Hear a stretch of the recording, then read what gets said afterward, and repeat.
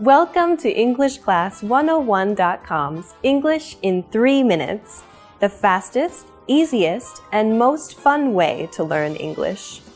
Hey everyone, I'm Alicia.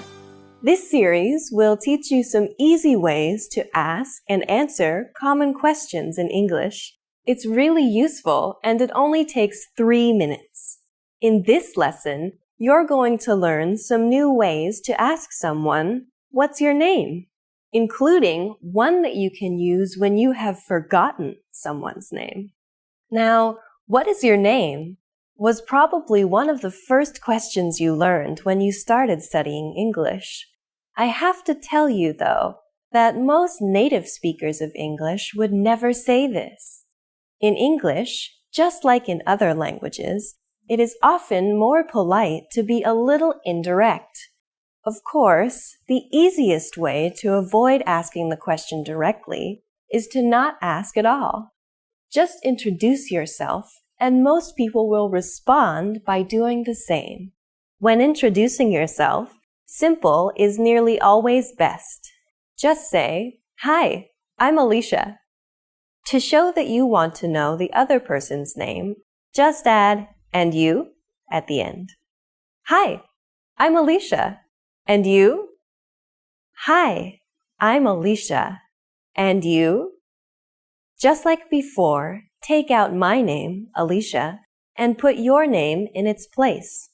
After you say this, the other person will tell you his or her name. Okay, now let's talk about an embarrassing situation that happens to everybody. You have already met this person once before, but you have forgotten their name. The most polite thing to do in this situation is to apologize and ask again. There's a simple way to do this that's also polite. "I'm sorry, what was your name again?" "I'm sorry, what was your name again?" This sentence is very similar to "What's your name?" but it has 3 important differences. First, we say, "I'm sorry." A small apology can go a long way. After that, we say, "What was your name?" This is just like, "What is your name?" But instead of is, we use the past tense was. This is really important as it tells the other person that you remember meeting them. You haven't forgotten him or her. You have just forgotten the name. This little word makes all the difference. "I'm sorry. What was your name?" Finally, we add again to the end. This is another hint that tells the other person that you remember learning his or her name before, but you just can't recall it right now. "I'm sorry, what was your name again?" This phrase is appropriate for both formal and informal situations. Now it's time for Alicia's advice. In the United States, it's normal to address people by name in conversation more than once. In both formal and informal situations, it's a way to show respect or interest in the other person and can help you make friends. It is also a great way to practice someone's name so you don't forget it. If you are talking to someone named Anne, for example, instead of just, "What do you do for fun?"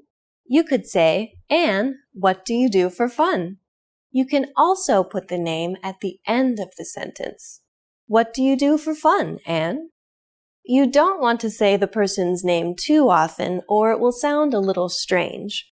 But if you practice someone's name like this, you won't forget it. And people love to hear their own name. In this lesson, we learned what to say when we forget someone's name. In the next lesson, you'll learn what to say when you want to get in touch with someone, whether by telephone, email, or even newer ways to communicate. What's your favorite? Let us know in the comments and join us next time for the 6th English in 3 minutes lesson. See you next time.